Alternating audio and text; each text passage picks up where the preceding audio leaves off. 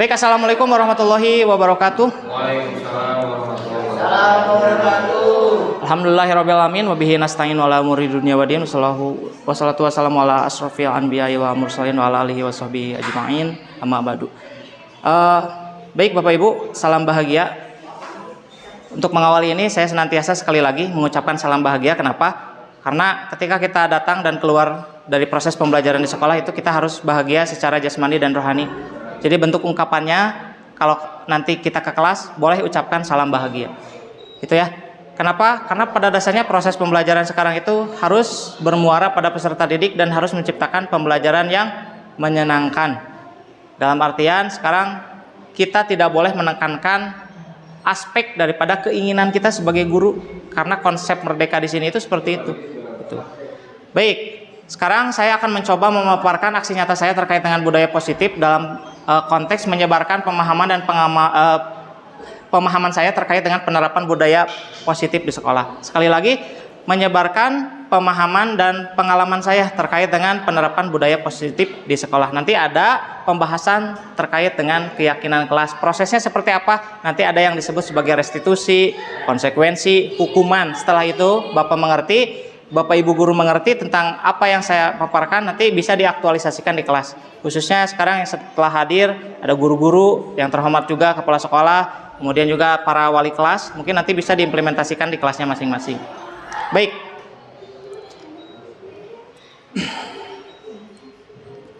Nah, saya ucapkan juga terima kasih banyak kepada Ibu Fasil, Ibu Iren, kemudian juga Ibu Pepe, Ibu Latifah ya, yang senantiasa membantu saya dalam mengembangkan kompetensi, memberikan wawasan terkait dengan proses pendidikan yang telah kami lakukan di program Buruh Penggerak Angkatan 11.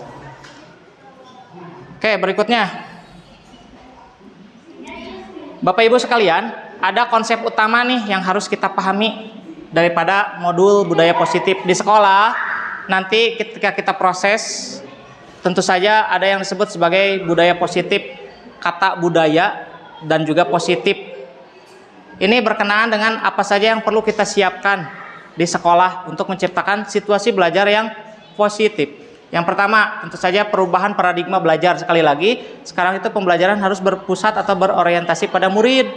Jangan sampai gini, kita menekankan kehendak kita. Sekali lagi itu ya kata kuncinya, berpusat pada murid. Yang kedua, disiplin positif. Jadi disiplin itu ada dua Bapak Ibu. Disiplin yang mengarah ke negatif, disiplin yang mengarah ke positif. Mungkin saya pernah mendengar cerita daripada rekan kerja saya. Saya pernah waktu SMP, kata Pak Didit, digampar sama guru. Sampai sekarang itu masih teringat. Nah, bentuk disiplin yang dimaksud itu disiplin negatif. Kalau bentuk halnya seperti itu. Sekarang di sekolah itu sifatnya preventif. Meniadakan punishment, hukuman yang ada di institusi lain, contohnya institusi kepolisian misalkan, yang memang tugasnya seperti itu. Kalau di sekolah itu sifatnya preventif. Jadi karena preventif perlu kiranya kita menghidupkan yang namanya budaya disiplin positif, bukan yang mengarah kepada negatif. Berikutnya ada kebutuhan dasar. Jadi sebelum kita memulai proses ini, kita perlu tahu dulu tuh apa saja hal-hal dasar yang dimiliki oleh kita sebagai manusia. Setelah kita mengerti, kita menyadari bahwasanya murid juga, oh iya, murid juga berarti sama dengan kita, gitu. Jadi kita harus paham dulu tuh hal-hal yang kita pahami, tentu saja kita sebarluaskan. Setelah kita mengerti, baru kita dapat memahaminya dengan baik. Apa saja yang perlu kita kembangkan, gitu. Jadi di sini guru itu sifatnya adalah menuntun. Sekali lagi ya, menuntun, bukan menghukum. Itu. Berikutnya, motivasi perilaku manusia. Mungkin kita sudah tahu ya, bagaimana ketika ada kejahatan pasti ada motif di belakangnya, itu ada motif pasti. Perilaku siswa pun sama. Apa yang dilakukan siswa pasti ada motif di belakangnya. Kita perlu tahu tuh. Dengan kata kunci di sini, kita sifatnya sebagai penuntun, bukan penghukum. Berikutnya, posisi kontrol restitusi. Apa yang dimaksud dengan posisi kontrol restitusi ini nanti akan saya sampaikan ya. Keyakinan kelas, setelah kita tahu proses-prosesnya, nanti kita coba aktualisasikan dalam bentuk keyakinan kelas. Dan yang terakhir, proses segitiga restitusi. Setelah keyakinan kelas dibuat, ketika ada kasus, kita selesaikan dengan bentuk segitiga restitusi. Gitu ya. Oke. Berikutnya, pembelajaran dan paradigma baru. Ini yang tadi saya singgung. Paradigma baru pembelajaran di kurikulum merdeka, judulnya kurikulum merdeka. Jangan sampai istilah merdeka di sini itu dalam artian segala bentuk merdeka, bebas, kumaha karep. Ya enggak ya. Merdeka di sini itu dalam artian terukur. Terukur di sini, merdeka yang dimaksud di sini adalah proses pembelajaran yang merdeka. Siswa mendapatkan haknya untuk belajar, mengembangkan potensi dirinya. Guru juga mendapatkan kelayakan dari proses pembelajaran, gitu. Dulu Bapak Ibu sekalian, waktu zaman penjajahan, kita itu ketika belajar dipilih orang-orang elit tertentu yang boleh belajar dengan konteks belajar yang ditentukan. Sekarang masa iya kita harus menyelaraskan proses tersebut di lingkungan sekolah. Nah sekarang itu kita harus menyelaraskannya dalam bentuk ini, konsep merdeka ini. Jangan sampai penekanan terhadap keinginan atau kehendak guru itu kita berikan pada seluruh siswa. Pelajaran bahasa Inggris misalkan dari A sampai Z itu harus bisa bahasa Inggris. Nah kita tidak bisa memaksakan kalau sekarang. Kita tugasnya adalah menuntun. Sekali lagi ya, hanya menuntun. Bisa atau tidak itu tugas kita, bagaimana membangun motivasi intrinsik siswa untuk berkembang. Intrinsik itu dalam artian dari dirinya sendiri, kesadaran sendiri, bukan daripada keinginan atau misalkan intervensi dari hal-hal lainnya. Gitu ya. Berikutnya, disiplin positif mungkin nanti akan kita bahas ya, dan ini pasti akan ditanyakan oleh beberapa elemen penting. Kalau misalkan nanti ada kunjungan baik daripada pengawas ataupun asesor, kalau dalam proses akreditasi sekarang sedang marak-maraknya tindak kekerasan di sekolah, maka dari itu penting kiranya kita menerapkan disiplin positif ini. Kekerasan yang dimaksud bukan saja dari siswa ya, bisa jadi guru dan lain sebagainya, baik secara verbal ataupun non-verbal. Seperti itu. Nah, yang perlu ditekankan di sini katanya dua kata saja yang cukup kita pahami, disiplin, yang kedua positif. Disiplin itu konotasinya kalau kita sekarang secara tidak sadar mungkin ya, disiplin itu berkaitan dengan ketidaknyamanan, pemaksaan. Kalau dulu ya. Nah mungkin sekarang kita coba pikirkan ternyata disiplin juga ada yang dari segi positif. Kita sebutnya sekarang sebagai disiplin positif. Bagaimana? Nanti kita bahas lebih lanjut. Baik, berikutnya. Kebutuhan dasar manusia. Bapak Ibu sekalian, untuk memahami ini semua, perlu kiranya kita memahami terkait dengan kebutuhan dasar apa yang dimiliki oleh manusia. Kita yakini guru manusia, siswa juga manusia. Setelah kita paham, oh ternyata manusia perlu diperlakukan sebagaimana manusia. Jadi ada istilah memanusiakan manusia. Yang pertama, kebutuhan bertahan hidup, to survive. Jadi kalau misalkan ada kasus seperti ini di sekolah, Aldo mencuri misalkan makanan karena tidak memiliki uang. Apa yang dilakukannya? Kebutuhan dasarnya survive. Mungkin dia ingin makan tapi tidak mampu, tapi dilakukan dengan cara yang negatif. Untuk memenuhi kebutuhan-kebutuhan ini, makanya nanti ada motifnya melakukan segala sesuatu itu berdasarkan kebutuhan dasar ini. Berikutnya kasih sayang. Bapak Ibu sekalian yang menjadi guru, tentu saja wali kelas dilarang pilih kasih antara satu murid dengan murid yang lainnya. Agar apa? Dalam memberikan kasih sayang itu merata. Jadi semua siswa itu dianggap merata kasih sayangnya itu. Karena ternyata manusia itu perlu kasih sayang. Berikutnya, penguasaan. Tentu saja di kelas ketika ada proses pembelajaran terkait dengan konteks pembelajaran, misalkan yang paling mudah itu ialah tidak ada segmentasi daripada pembelajaran kubu A, B, C, D. Saya misalkan berkumpul dengan orang-orang pintar saja, tidak mau berbaur dengan orang-orang yang dalam tanda kutip memiliki keterbatasan dalam segi misalkan akademik.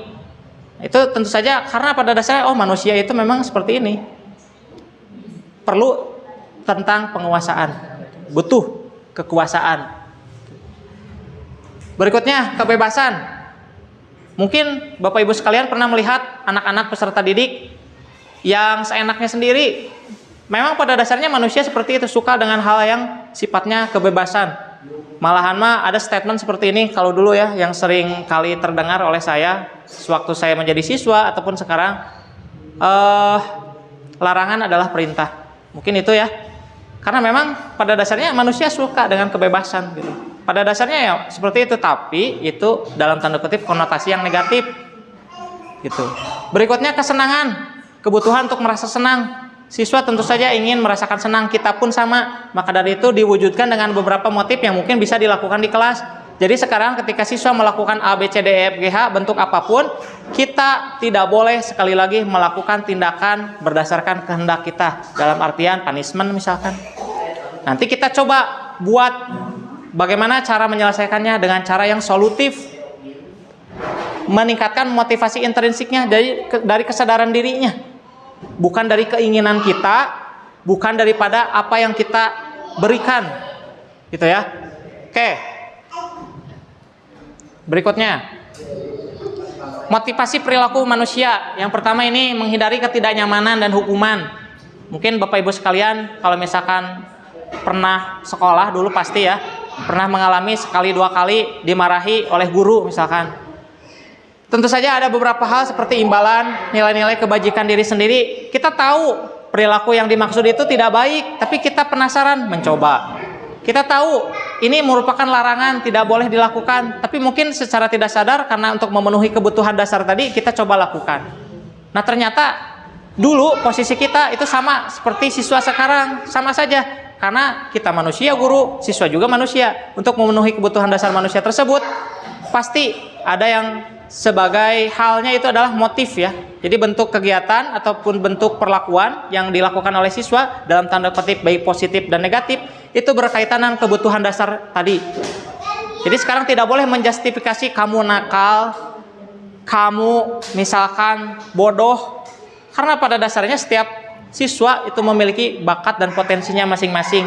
Saya guru IPA, Bu Dede guru PKN, Bu Leni matematika, Pak Didit bahasa Indonesia, Bu Ripah bahasa Inggris, kemudian Bu Nina IPS, ada Bu Ripah bahasa Inggris tadi sudah ya, Bu Hanifah PAI, kemudian juga Aceko di bidang humas, dan juga Bu Tintin keuangan. Itu pasti pandai di bidangnya masing-masing.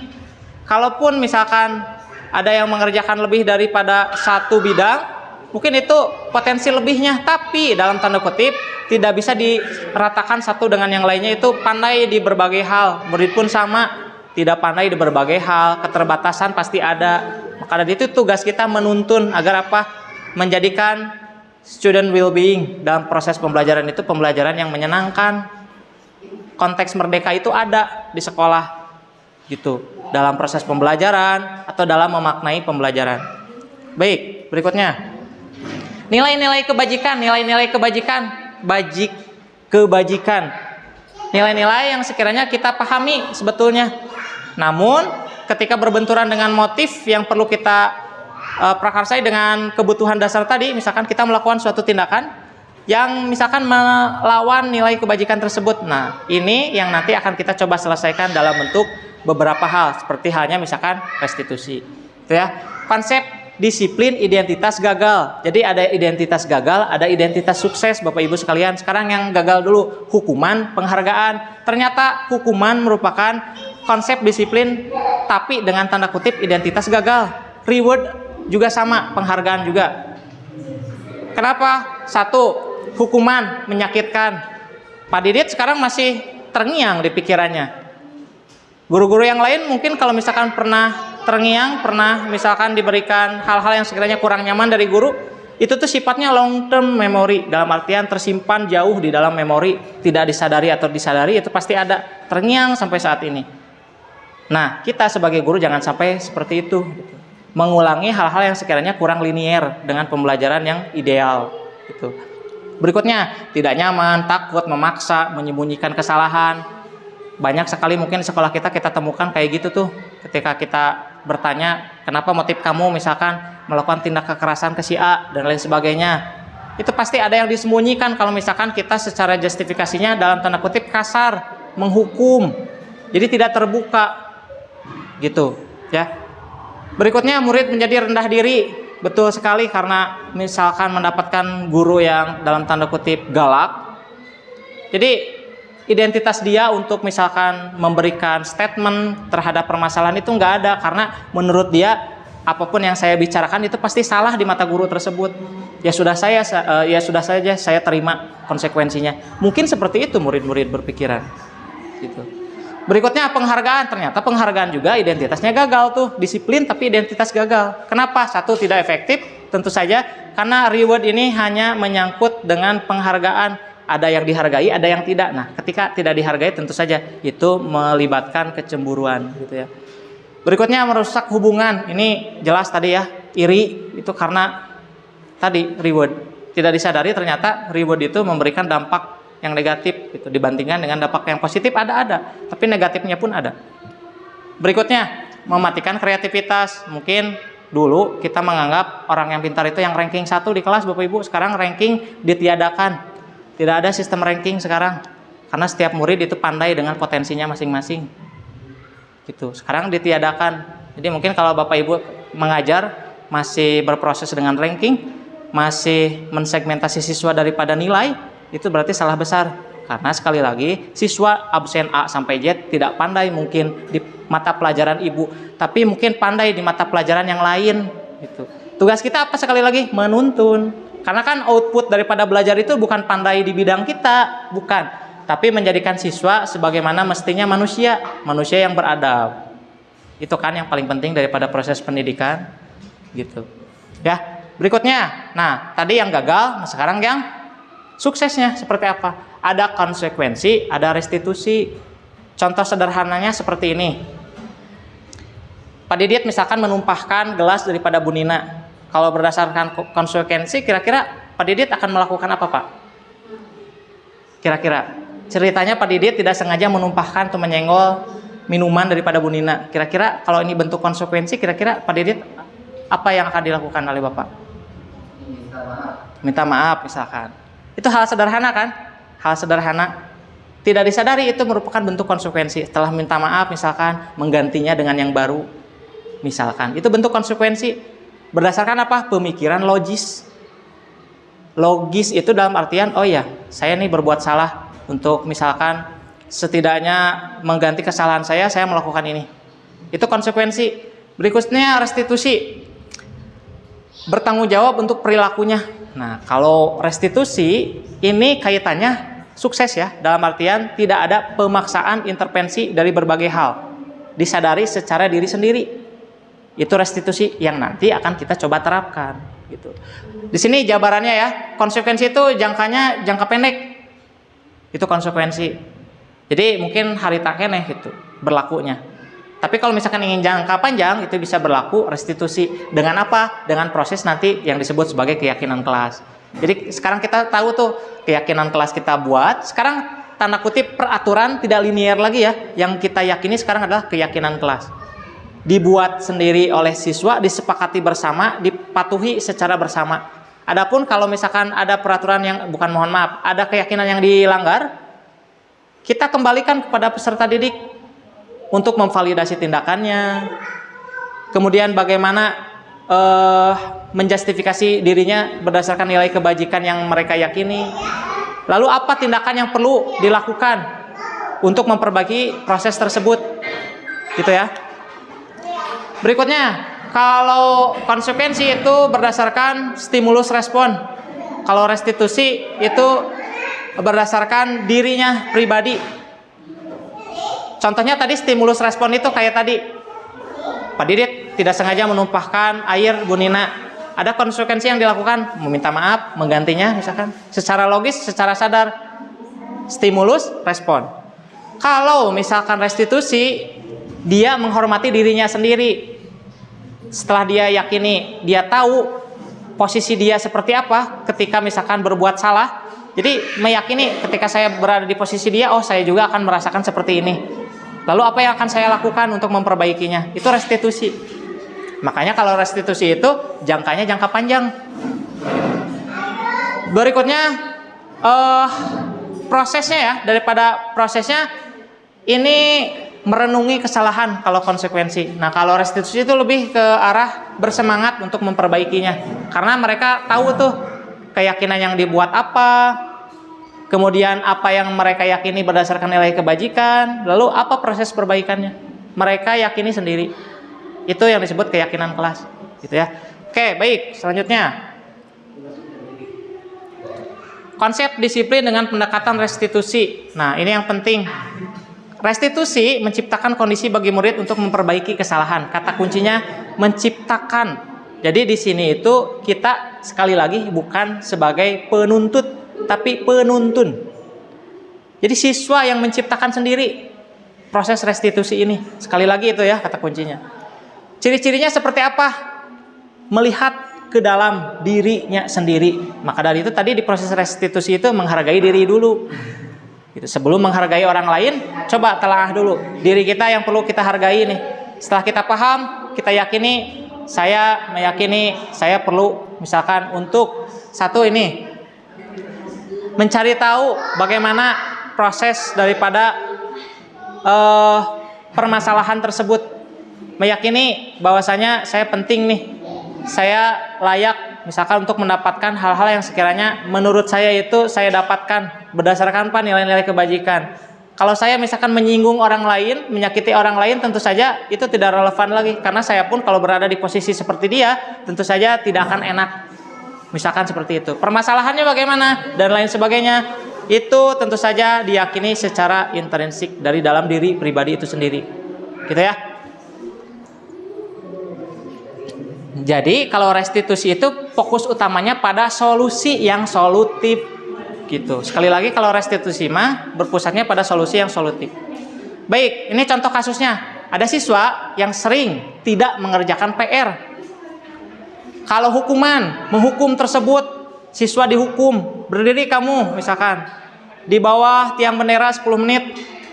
Tidak ada sebelumnya, misalkan kalau tidak mengerjakan PR, kamu misalkan dihukum ya 10 menit berdiri di atas tiang bendera, berdiri di bawah tiang bendera. Kalau kehukuman itu spontanitas menurut kita untuk mengganjar misalkan tindak kesalahan. Itu berarti sifatnya sepihak tuh. Sepihak kalau hukuman. Konsekuensi berdasarkan pemikiran logis yang tadi disampaikan. Contohnya, guru memberikan konsekuensi untuk mengerjakan PR-nya saat istirahat. Misalkan, ketika kamu tidak mengerjakan karena kamu harus mengerjakan PR, silahkan kamu kerjakan setelah kegiatan selesai di jam istirahat. Lalu kumpulkan kembali. Itu konsekuensi. Lalu restitusi, menanyakan keyakinan kelas. Menurut Anda sudah buat keyakinan kelas enggak? Apa saja kira-kira terkait dengan tugas misalkan? Apakah tugas yang kalian yakini itu seperti apa? Harus dikerjakankah atau lain sebagainya? Ditanyakan lagi. Jadi mereka yang buat, ketika mereka melakukan sesuatu kesalahan yang mereka yakini, tanyakan lagi kepada siswa tersebut. Gitu. Bagaimana memperbaikinya? Diperbaiki lagi tentu saja oleh siswa, bukan dari kita. Jadi kita tidak memberikan solusi. Siswa membuat keyakinan, siswa ketika melanggar keyakinan tersebut tahu apa yang dilanggarnya, siswa secara sadar tahu bagaimana cara memperbaikinya. Itu keyakinan kelas. Gitu. Sekali lagi ya, ada 4. Yang pertama, ada 4 hal yang perlu kita singgung di sini. Hukuman atau punishment, reward, penghargaan itu sekali lagi memberikan identitas yang gagal. Yang perlu kita benahi di sini ini, kalau nggak konsekuensi, yang paling bagus adalah restitusi gitu. Jadi mudah-mudahan dengan adanya pertemuan sekarang tidak asing lagi dengan istilah restitusi itu. Gitu ya. Sekali lagi, restitusi itu berkaitan dengan keyakinan, nilai kebajikan. Lalu ketika ada proses penyalahan keyakinan tersebut secara solutif, dia bisa menyelesaikan dengan sadar dan secara mandiri. Gitu. Secara sendiri tahu tuh apa saja yang perlu saya lakukan untuk memperbaiki kesalahan tersebut.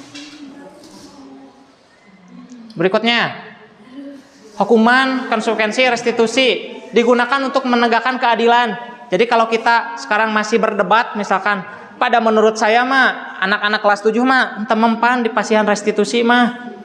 Misalkan, nah mungkin saya akan mencoba menanamkan stigma seperti ini Bapak Ibu. Sekolah, sekali lagi sekolah, kenapa sekarang banyak tindak kekerasan? Satu, kodrat alam, kodrat zaman berbeda. Kita tidak bisa menyamaratakan pemikiran kita dulu dengan sekarang. Karena mereka terlahir di zaman yang berbeda, kebutuhan yang berbeda, kodrat alam juga berbeda, kodrat zaman apalagi. Setiap siswa potensinya beda-beda, karakternya beda-beda, dilahirkan di zaman yang berbeda, sudah tidak relevan lagi kita menyamaratakan pemahaman kita. Nah, stigma yang ingin saya berikan di sini adalah gini. Hukuman digunakan untuk menegakkan keadilan. Jadi, apakah hukuman harus ada? Kalau di sekolah, kalau menurut hemat saya harus hilang. Karena pada dasarnya sekolah merupakan lembaga yang sifatnya preventif, pencegahan. Adapun hukuman, ada institusi yang lebih berwenang, kepolisian misalkan. Contoh kasus, di sekolah A ada tindak kekerasan kepada siswa. Apa yang harus kita lakukan? Mencegahnya daripada kita memberikan punishment, karena ada lembaga yang lebih berwenang untuk hukuman tersebut, yaitu kepolisian. Jadi sekali lagi stigma yang ingin saya berikan di sini adalah bahwasanya sekolah itu ialah memberikan budaya positif, dalam artian tidak linear lagi hukuman itu kalau di sekolah, karena ada lembaga yang lebih berwenang untuk memberikan hukuman. Gitu. Itu sekolah ya. Jadi sekarang Bapak Ibu sekalian sudah mengerti mungkin ya, hukuman sekali lagi tidak linear lagi ada di sekolah. Gitu. Hapunten ieu mah bilih aya guru-guru dalam secara tanda kutip masih membenarkan, betul, membenarkan cubak-cabok misalkan.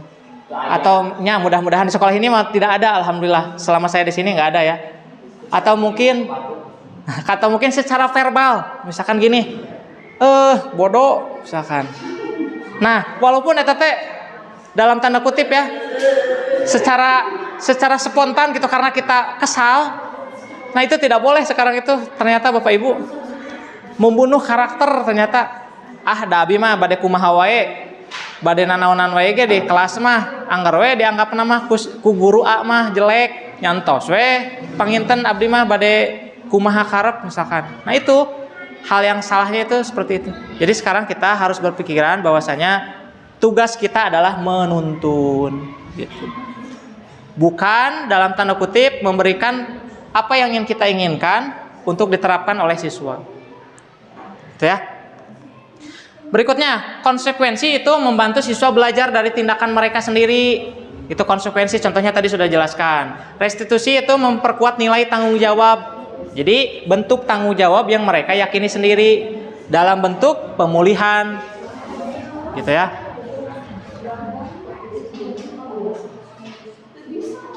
Baik, ada 5 posisi kontrol. Yang pertama, mungkin saya sendiri pernah seperti ini. Di posisi ini, 5 posisi kontrol restitusi sebagai penghukum, pembuat rasa bersalah, teman, pemantau, atau manajer. Yang diharapkan adalah posisi kontrol sebagai manajer. Sekali lagi ya, sebagai manajer. Ada kalanya mungkin kita memiliki posisi kontrol sebagai teman. Karena mungkin saya yakini di sini ada beberapa guru yang menjadi idola oleh beberapa murid. Cuman negatifnya apa ketika kita memposisikan sebagai teman? Ketika kita keluar dari institusi A misalkan, anak-anak tersebut akan merasa kehilangan. Sehingga ketika ada guru pengganti yang sama, dia itu akan menganggap, ini mah berbeda nih dengan guru A. Guru A mah membuat saya nyaman. Saya mah gak mau belajar sama guru A mah. Nah gitu, kalau kita memposisikan dengan posisi yang tepat itu teman tepat, tapi kalau terlalu lama itu tuh akan memberikan dampak yang kurang baik. Salah satunya tadi contoh kasusnya. Ya betul, membanding-bandingkan antara guru satu dengan yang lainnya. Kalau kita memposisikan seperti itu. Nah, yang lebih tepat mungkin kita bisa sebagai manajer. Manajer bagaimana? Kepala sekolah itu salah satu bagian dari manajer, memantau, memberikan arahan, kemudian juga memfasilitasi gitu ya. Jadi tidak memberatkan berbagai hal gitu ya. Ini posisi kita, mungkin kita bisa mengklasifikasikan diri kita dulu pernah kayak gimana nih. Saya juga meyakini dulu pernah berada di posisi-posisi ini gitu. Apakah ini menjadi titik lemah? Enggak. Ini posisi kontrol yang bisa saja kita dapatkan, kita lakukan, tapi dalam tanda kutip kita senantiasa berupaya yang terbaik gitu. Jangan sampai tadi ya stagnan di satu posisi saja gitu. Berikutnya,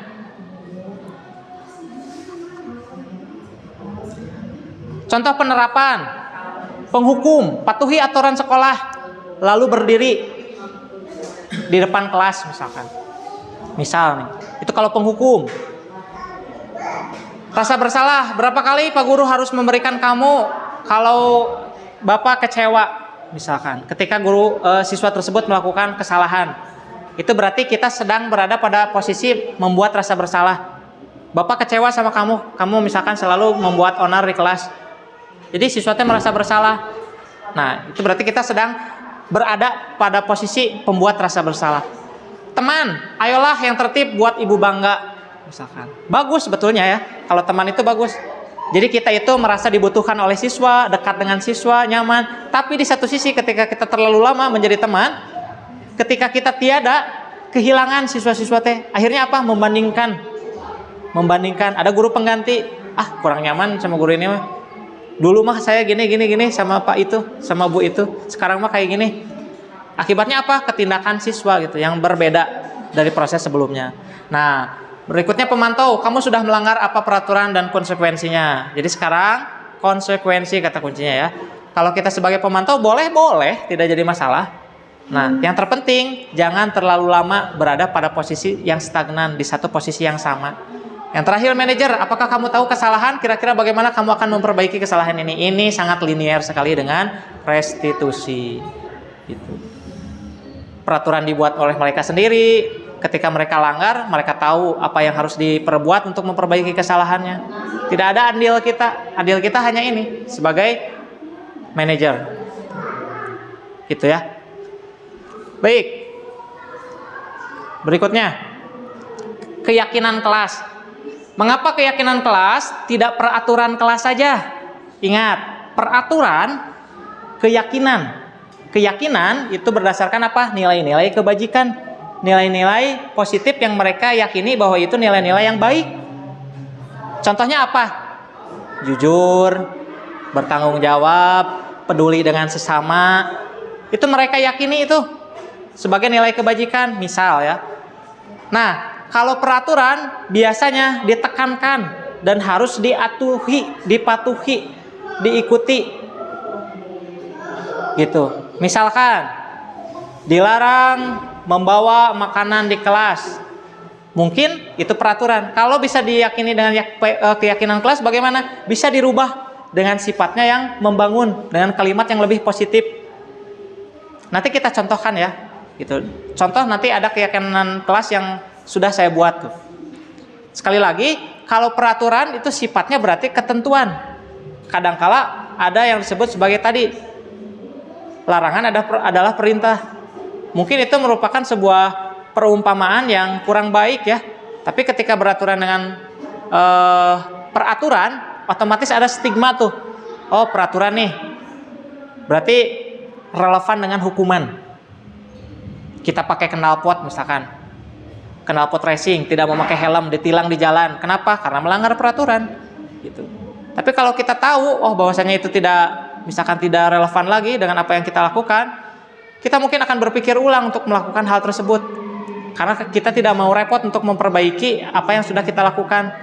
Itu proses preventif. Tapi kalau kita lakukannya karena keterpaksaan, ya wayahna ada upaya perbaikan yang sudah kita yakini. Bagaimana cara memperbaikinya? Gitu. Kalau di kelas bagaimana? Di kelas tentu saja siswa kita di sekolah SMP mah lebih mudah. Bayangkan Bapak Ibu di sekolah SMK yang otomotif, laki-laki mayoritas, lebih susah mungkin untuk menerapkan restitusi ini. Jadi ada pertanyaan kemarin ketika elaborasi, Pak, di saya itu kebetulan TK atau misalkan di sekolah yang berkebutuhan khusus, saya mungkin untuk menerapkan restitusi ini perlu penjabaran yang sederhana atau mungkin perlu hal-hal yang mudah gitu untuk dijelaskan. Jadi restitusi ini disesuaikan dengan kebutuhan sekolah. Dalam artian kita tidak bisa mensamaratakan guru, siswa dengan kebutuhan yang sama. Gitu. Kalau misalkan ada, mohon maaf ini mah ya, ada siswa yang berkebutuhan khusus bagaimana? Mungkin mereka untuk melakukan tindakan itu biasanya sifatnya spontanitas. Maka dari itu pendekatan restitusi ini tentu saja harus dipertimbangkan apakah linear untuk dia atau tidak. Dan jangan sampai ini yang salah kaprah, memberikan hukuman gitu. Sekali lagi ya. Oke. Berikutnya, contoh nih, ini waktu dulu saya melakukan keyakinan kelas di kelas 9 Arafah. Lalu bagaimana prosesnya? Tentu saja kita coba berinteraksi membangun komunikasi dua arah, bagaimana menciptakan keyakinan kelas. Setelah input dengan baik, saya catat, saya tuangkan, kemudian saya berikan kepada kelas 9 untuk diyakini secara bersama. Ini keyakinan kelas yang telah kita buat. Mari kita yakini secara bersama berdasarkan nilai-nilai kebajikan yang kita yakini, berdasarkan apa yang sudah kita berikan, tuangkan dalam keyakinan kelas ini. Adapun kalau misalkan nanti ada pelanggaran yang dibuat, kita selesaikan dalam bentuk restitusi. Gitu. Jadi sekali lagi tidak ada proses hukuman. Di sekolah itu tidak ada proses hukuman. Mungkin saya pernah dengar kayak gini, Anda telat squat jam 20, Anda telat push up 20, tidak linear lagi ternyata Bapak Ibu sekalian. Ranking saja sekarang sudah dihilangkan, hal sepele padahal reward kan ranking itu. Kita memberikan reward, menyanjung siswa yang berprestasi. Itu sekarang tidak linear lagi, dihilangkan. Apalagi hal-hal yang berbau hukuman seperti itu. Gitu. Jadi sekarang hukuman itu menciptakan identitas yang gagal. Jadi reward atau penghargaan, hukuman apalagi itu menciptakan identitas yang gagal. Reward tadinya sudah saya jelaskan ya, menciptakan skat-skat, stigma, iri, dengki, misalkan ya. Karena beberapa disanjung, beberapa tidak. Hukuman, bagaimana kalau hukuman? Tentu saja sudah membekas secara lama, secara long term memory gitu ya. Membekas, bahkan mungkin di sini ada ya yang masih ingat tuh perlakuan guru dulu waktu menghukum saya. Misalkan. Itu masih pasti teringat. Dan ternyata itu tuh menciptakan identitas yang gagal. Nah sekarang kita coba menciptakan identitas yang ideal. Salah satunya adalah membuat keyakinan kelas agar apa? Terciptanya disiplin yang positif. Gitu. Lalu contohnya seperti apa? Baik, ini contohnya ya. Akan saya coba tampilkan contoh keyakinan kelas yang sudah saya buat. Ini mungkin nanti bisa ditiru oleh Bapak Ibu guru atau mungkin walas ya untuk mencoba membuat keyakinan kelas seperti berikut. Contohnya, Bapak Ibu sebagai wali kelas pasti meyakini lebih daripada guru-guru yang lain. Sudah kenal dengan anak-anaknya, karakternya, mengenal juga lingkungannya, bahkan latar belakang dengan keluarganya seperti apa interaksinya. Nah, dengan pengalaman tersebut jadi mempermudah tuh untuk proses membuat sebuah keyakinan kelas. Contoh nih, ini hanya contoh ya. Disiplin. Misalkan, datanglah tepat waktu setiap pagi ke kelas dan setelah istirahat. Dengan kalimat yang sifatnya positif. Misalkan gini, jangan telat misalkan. Atau dilarang misalkan masuk ke kelas setelah pukul sekian. Sifatnya yang membangun. Datanglah tepat waktu setiap pagi ke kelas dan setelah istirahat. Sekali lagi sifatnya yang membangun. Ya, bukan sifatnya yang dalam tanda kutip negatif. Ya. Tugas misalkan, bertanggung jawab menyelesaikan tiap tugas dan selesaikan dengan tepat waktu. Jadi kalau misalkan nanti ada yang secara tidak sadar melakukan atau melanggar keyakinan kelas ini ya, coba Anda ingat lagi keyakinan kelas yang kita buat apa. Lalu menurut kamu bagaimana cara menyelesaikan masalah tersebut? Secara solutif, apa yang perlu kamu lakukan? Mereka yakini dan ini perbaikannya, itu restitusi.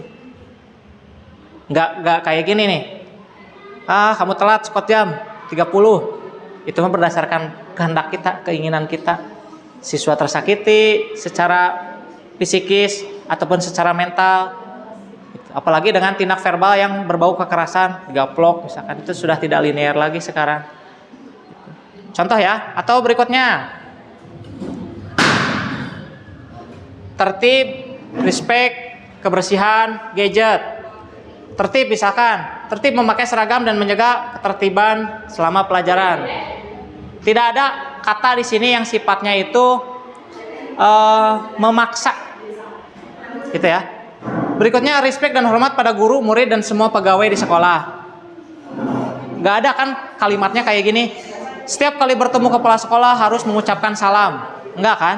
Jadi ini disadari dari hati nuraninya mereka secara logis dengan pikiran yang logis. Gitu. Berikutnya kebersihan, jagalah kebersihan di kelas dan sekolah, buanglah sampah pada tempatnya. Ini kan secara logis tuh dibuatnya. Yang terakhir untuk gadget atau gawai, dilarang memakai handphone selama pelajaran berlangsung. Gitu. Ini hanya contoh Mungkin Bapak Ibu sekalian bisa mengembangkannya sendiri sesuai dengan kebutuhan di kelasnya masing-masing. Itu keyakinan kelas. Lalu ketika keyakinan kelas ini dilanggar, apa proses yang kita lalui? Restitusi dengan langkah-langkah sebagai berikut. Baik, ini langkah-langkahnya.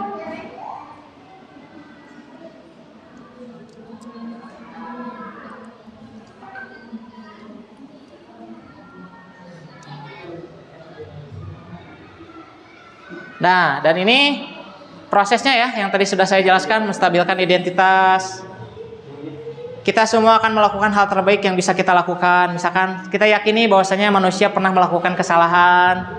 Kamu pernah melakukan kesalahan, itu bukan sesuatu yang wajar. Misalkan, setelah mereka yakini, oh iya, saya salah nih, gitu. Validasi tindakan yang salah. Misalkan, kira-kira apa yang kamu lakukan sehingga misalkan Bapak panggil ke sini, apa yang kira-kira kamu langgar dari keyakinan kelas yang telah dibuat? Setelah itu menanyakan keyakinan, menurut kamu kira-kira relevan tidak tindakan yang kamu lakukan dengan keyakinan kelas yang telah dibuat? Lalu apa upaya perbaikannya? Itu segitiga restitusi. Ya. Ini yang terakhir, untuk contoh implementasinya hanya di sini saya singgung sebagai saya sendiri, hanya contoh. Waktu itu saya memberikan 2 contoh tuh. Contoh yang pertama adalah memposisikan murid ketika dia telat datang ke kelas. Yang kedua, ketika dia makan di kelas. Ada 2 proses, ya. Nah, ini ada 2 kasus. Kasus yang pertama, di sini saya ambil sampel Hafiz ya. Jadi Hafiz itu di sini dijelaskan itu melanggar peraturannya, itu suka datang terlambat ke kelas. Ditanyakan dengan proses segitiga restitusi itu. Digali informasinya dan demikian rupa sehingga mendapatkan bahwasanya oh ya, ini yang saya yakini salah, lalu bagaimana cara menyelesaikannya dimulai dari dirinya sendiri. Kita hanya sekali lagi konteksnya menuntut. Itu ya. Ini juga Arlina, kalau Arlina misalkan makan di kelas. Kenapa makan di kelas, Arlin? Oh, ternyata dia itu kalau misalkan makannya di asrama tidak akan sempat. Kalau misalkan makan di sana otomatis akan terlambat. Jadi dia makan di kelas saat proses pembelajaran. Bermula dari sana kan, jadi dia tahu tuh kesalahannya apa. Lalu dia yakini, oh ternyata itu merupakan perbuatan yang salah. Lalu apa upaya perbaikannya? Dia selesaikan sendiri dengan sifat yang solutif. Gitu. Ada pertanyaan? Boleh, silakan. Pak Didit. Sebagai wali kelas sudah melaksanakan kesepakatan. Gimana Pak? Kelas 8 itu sudah membuat kesepakatan kelas. Ya. Khususnya kesepakatan kelas untuk para pendidikan kelas.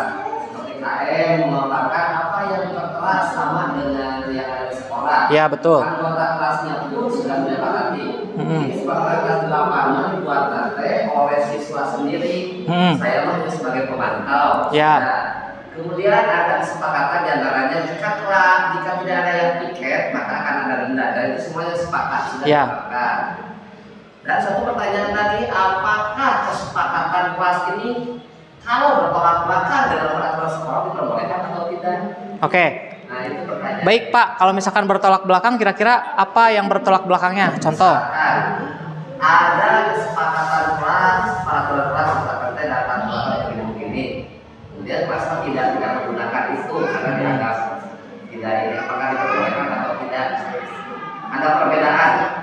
Oke. Ya begini, kalau banyak, karena siswa sederhana mikirnya kesepakatan dan peraturan sekolah sama-sama peraturan. Seperti itu kalau kita orang dewasa mungkin bisa membedakan oh ini peraturan, oh ini kesepakatan. Tapi siswa belum bisa berpikir ke sana karena mereka menganggapnya oh ini peraturan, kalau dilanggar pasti dihukum. Nah, betul. Nah, pasti gitu. Kan itu sulitnya untuk menanamkan mana ini hukuman, karena beda-beda tipis. Kalau menurut saya hukuman, konsekuensi, restitusi itu sama akar mulanya memang dari hukuman itu sendiri. Ya. Tapi siswa kan belum. Betul. Kalau kita orang dewasa pasti tahu.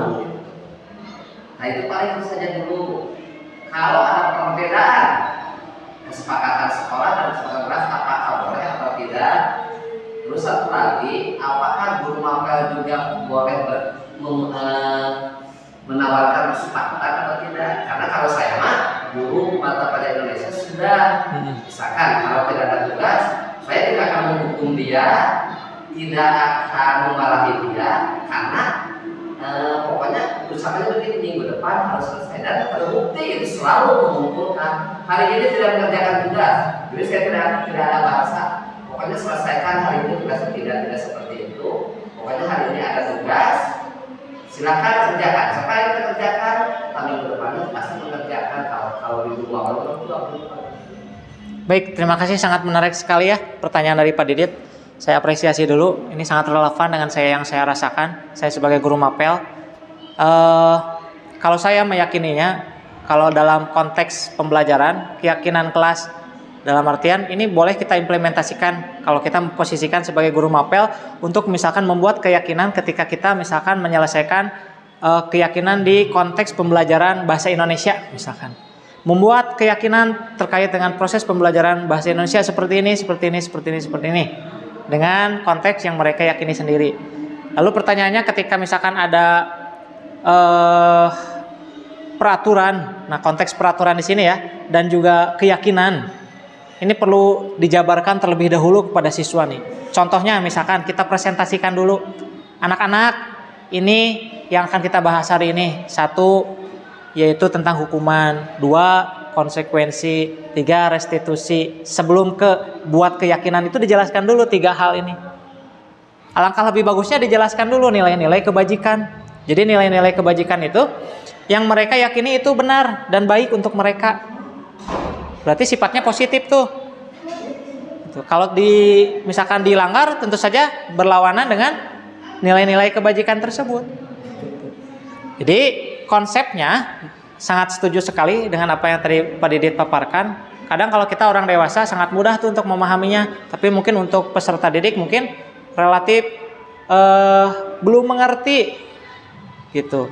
Nah, tugas kita untuk membuat itu semakin jelas, salah satu prosesnya itu, misalkan membahas secara tidak langsung hal-hal yang berkenaan dengan ini sebelum membuat keyakinan kelas. Kebajikan, nilai-nilai kebajikan itu apa saja, anak-anak coba disebutkan. Menurut kamu apa saja? Setelah menyasar ke sana, ayo kita sekarang coba diskusikan tentang hukuman, kemudian konsekuensi, restitusi. Lebih bagus diibaratkan dengan contoh-contoh seperti tadi. Lalu berakar dari sana nanti ada yang disebut sebagai yang tadi kita sebut, yaitu proses restitusi. Untuk apa? Menyelesaikan tindakan yang telah dilanggar berdasarkan daripada proses yang tadi yang disebut sebagai keyakinan kelas. Jadi sekali lagi ya, konteksnya di sini adalah keyakinan, bukan peraturan. Gitu. Kalau itu hukuman atau konsekuensi, siswa tidak menggunakan seragam, tidak sekolah, jadi pilih hukuman atau konsekuensi, itu maksudnya. Itu konsekuensi, rasanya hukumannya tidak adil. Tapi kalau itu jadi bingung kan ya, saya sangat mengerti karena memang di sekolah kita banyak yang kayak gitu ya Pak ya. Konsekuensi atau hukuman gitu. Kita telah dulu, menurut Bapak itu konsekuensi atau hukuman? Berarti bisa dua-duanya, hukuman biasa, konsekuensi biasa. Kenapa? Karena itu memberikan rasa takut untuk siswa. Ya, betul. Secara psikolog, Mbak. Kalau misalkan yang paling berbahaya menjadi acuh. Nah, ya itu yang tidak diharapkan kan? Bisa menyerang ke orangnya sebenarnya. Ya, betul, menarik ya.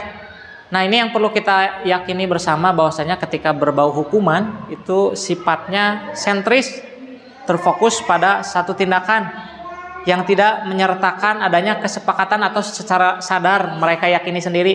Contoh, sebelumnya tidak ada perkataan seperti ini. Anda tidak memakai atribut sekolah, silakan pulang. Tidak ada sebetulnya itu. Tapi secara spontan, kenapa Anda tidak memakai atribut sekolah, silakan pulang lagi. Itu berarti hukuman. Kalau konsekuensi seperti ini, siswa sudah tahu bahwasanya kalau misalkan tidak memakai atribut sekolah, nyawayahna tidak boleh masuk kelas. Dengan sadar mereka tidak masuk kelas, jadi bolos. Itu konsekuensi. Gitu. Secara sadar, secara logis mereka meyakini itu. Lalu bagaimana posisi restitusi? Nah, posisi restitusi justru lebih positif. mengalah pada preventif, pencegahan. Bagaimana dengan cara-cara yang menurut mereka secara sadar mereka yakin, lalu prosesnya mereka yakini saya tidak baik nih ketika melakukan hal-hal sedemikian rupa. Masa iya saya tidak memiliki seragam? Nih ceritanya, saya juga kan suka mendengar kasus kayak gitu Pak. Ada siswa yang pas saya tanya, kenapa kamu tidak masuk kelas? Pak, abdi tegaduh seragam, hari Selasa mah seragam abdi ical. Pertanyaan Bapak sekarang, kalau misalkan kayak gitu berarti kamu gak akan masuk setiap hari Selasa. Mikir murang kali teh. Oh nyanya. Jadi menurut kamu apa kira-kira permasalahan dan solusi yang solutif untuk menyelesaikan itu? Nah, ya berarti kan ada tuh pemikiran siswa itu. Salah satunya misalkan membeli seragam lagi. Agar tidak membeli secara terus-menerus apa? Merawatnya. Gitu. Jadi walaupun sekarang ada upaya secara acuh, wios weh, da mau dicarekan misalkan dengan menerapkan proses restitusi ini, dapat didit mah ini mau nyarekan, da proses restitusi sudah diterapkan misalkan. Tapi kan justru membangun motivasi intrinsik dari siswa tersebut, mengupayakan supaya tidak acuh, tapi kita tidak menyebutkan bahwa dia itu acuh. Gitu. Contoh, kita tanyakan dengan hal-hal sederhana seperti tadi. Berpikir secara logis. Menurut kamu, kalau kamu gak punya baju setiap hari Selasa, misalkan setiap hari Selasa gak akan masuk sekolah. Lalu terkait dengan kehadiran di kelas bagaimana? Lalu keyakinan kelas yang kita buat bagaimana? Secara sadar, walaupun prosesnya panjang Pak, prosesnya panjang, mungkin isukan mah moal atau misalkan hari esok masih kene gitu kene misalkan.